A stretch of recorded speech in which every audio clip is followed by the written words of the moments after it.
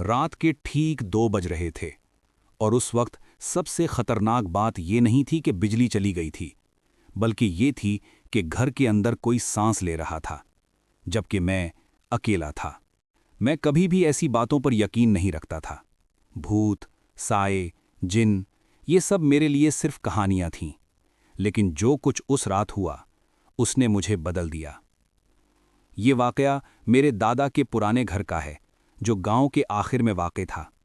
وہ گھر سالوں سے بند پڑا تھا کیونکہ لوگ کہتے تھے کہ وہاں کچھ غلط ہے، لیکن میں نے ان سب باتوں کو نظر انداز کیا اور فیصلہ کیا کہ میں وہاں ایک رات گزاروں گا، صرف یہ ثابت کرنے کے لیے کہ یہ سب بکواس ہے۔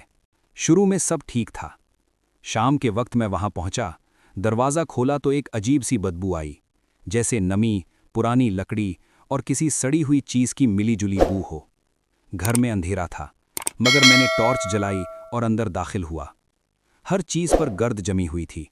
دیواروں پر پرانی تصویریں لٹکی ہوئی تھیں، جن میں سے کچھ کے چہرے دھندلے ہو چکے تھے۔ میں نے ہنستے ہوئے خود سے کہا، لوگ بھی نہ فضول ڈرتے ہیں۔ میں نے اپنا بیگ رکھا، ایک کمرہ صاف کیا اور وہیں رات گزارنے کا ارادہ کیا۔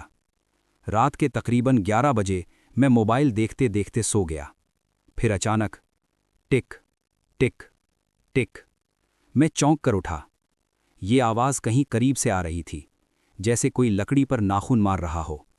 میں نے ٹارچ آن کی اور آواز کی طرف بڑھا۔ وہ آواز دیوار کے پیچھے سے آ رہی تھی۔ میں نے ہاتھ رکھا اور اچانک آواز رک گئی۔ خاموشی، ایسی خاموشی کہ اپنی سانسیں بھی سنائی دے رہی تھیں۔